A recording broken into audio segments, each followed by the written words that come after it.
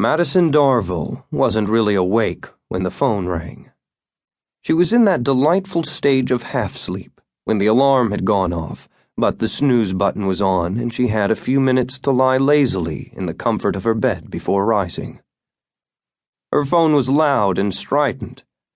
She rolled over, groping for it, swearing softly as it dropped to the floor and she had to lean down to get it, banging her head on the bedside table. "Shit," she muttered, and was further humiliated when she realized she'd hit answer as she'd picked up the phone and the caller had heard her. "Hello?" she said, frowning. 7:33. Who was calling this early? She could hear a soft chuckle, and then someone clearing his throat. "Madison?" Inwardly, she groaned. "Yes, Alfie." Alfie Longdale was her assistant at the studio. She loved the fact that she had an assistant, and she loved Alfie. One day he was going to rule the world. His eye for detail was so exceptional. "You don't have to come in this morning. In fact, you can't come in." Her heart seemed to sink to her knees. Had someone suddenly decided she was really a fake? That despite her training, degree, and experience, she was just a kid who played at working on the movies? "What? What?" Alfie's voice became hushed. "There was a murder last night. In the tunnel. Lord Madison, Alistair Archer was arrested for murder.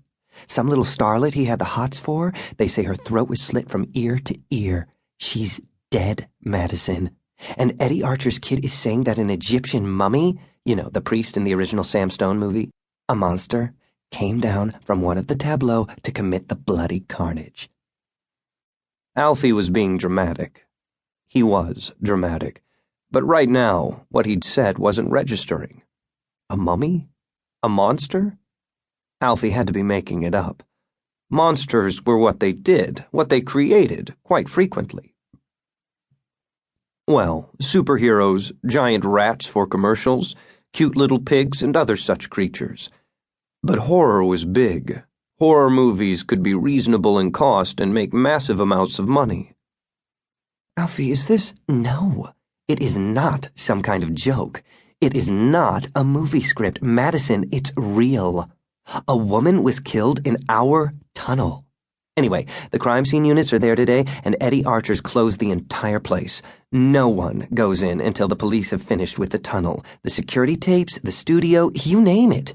Anyway, I was up last night when it all hit the news, and Eddie Archer looked white. I mean, white as a ghost. When they showed him on film, he said he wants the police to have complete access to everything because he's going to find out what really happened. His son is not a murderer."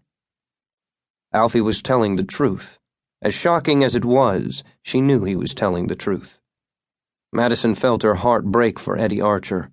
He was such a good man. Alistair was a good kid, too. Could he have snapped and killed someone? No, she couldn't accept that. He was too nice and decent, even shy. "A monster," she repeated. "You mean the Egyptian priest? The killer from Sam Stone in The Curious Case of the Egyptian Museum?" "Exactly. Is that movie stuff or what? Everyone suspects The Unholy is a remake of that movie, but most people don't know for sure. And now, right in front of that tableau, a real murder. Anyway, I thought I'd call because if you show up at work, you'll be sent home. This way, you might be able to get some more sleep." Madison wrinkled her face at the phone, as if she could convey her expression to Alfie. What? Go back to sleep now? "Thanks, Alfie. Thanks for letting me know. I'm sure I'll get tons of extra sleep." "Keep me posted if you hear more," Alfie said. He seemed not to notice her sarcasm. "Ditto," she said, and ended the call. She crawled out of bed, drawing an indignant meow from Ichabod, curled up at the foot of the bed.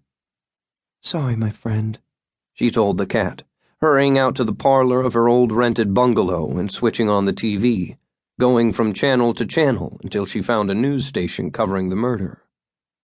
The information Alfie had given her was true. The news showed the crime tape blocking off the cinema and the studio.